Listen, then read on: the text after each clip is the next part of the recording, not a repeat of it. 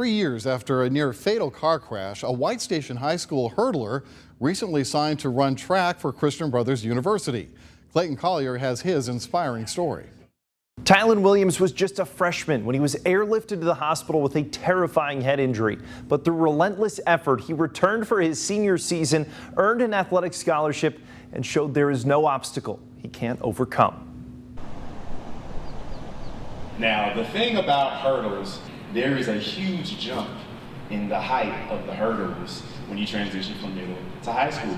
But the biggest hurdles are often the ones we don't see coming. You are going to come across situations and instances where everything is not in your favor, and you have to learn to overcome obstacles, which is what hurdling is all about.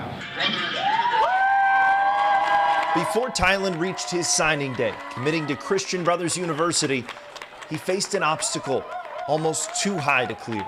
The youngest of 5, Tylan followed in his brother's footsteps as a Boy Scout. In his freshman year at White Station, he ran track and played football, even though it made Mom nervous. I would just always kind of be a little afraid that he might get hurt sometime. That fear was realized in the summer of 2019, and it was no game. His Boy Scout troop was coming back from a camping trip. They were in Arkansas when the driver had a medical emergency. He had blacked out, and then all of a sudden we're going across the oncoming traffic on the other side of the highway. It was a big 18-wheeler coming from the oncoming traffic, and we didn't get hit by that, thank God.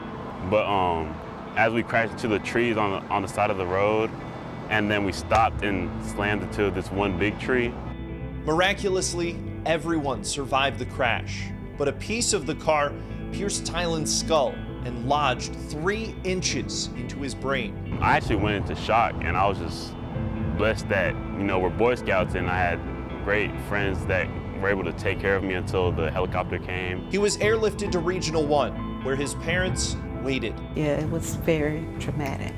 As a parent, you go through all those emotions of stress and tears, especially after we saw him once he arrived at the hospital. Doctors were able to remove the shard, amazingly, with minimal damage to his brain. And the chief surgeon said, well, hey, there must be a plan for his life, And I said, yes, there is. There was a long road ahead that began with a first step. When I took those first few steps in the ICU, it was pretty hard. I was sweating, and I was wondering myself if I'll be able to do all the things that I used to do. Contact sports were no longer an option. But after 2 years of surgeries and rehab, Tylan's focus could shift to conditioning. It's like that all the way through. And track and field is my thing. Tommy Washington trained Tylan 3 to 4 days a week last summer, molding him back into game shape. He had that never say die attitude. And that's the thing, he had that never say die. He never wanted to quit, no matter what. He would, hey, let's do a little bit more. He was determined like that. He was that type of kid. Tylan returned to track this spring, helping to lead the Spartans to a city championship and earning 5 scholarship offers despite missing his sophomore and junior seasons. And the best is yet to come. It's been, worth the journey, and just being able to witness how he's excelled throughout the past couple of years it's been great. I knew that my life wasn't done, so I knew there was more for me to do, and I was just blessed to be able to get a chance to keep living and thriving. Sometimes it's not about the hurdles we face or the falls we take. It's about the resilience to get up and finish the race.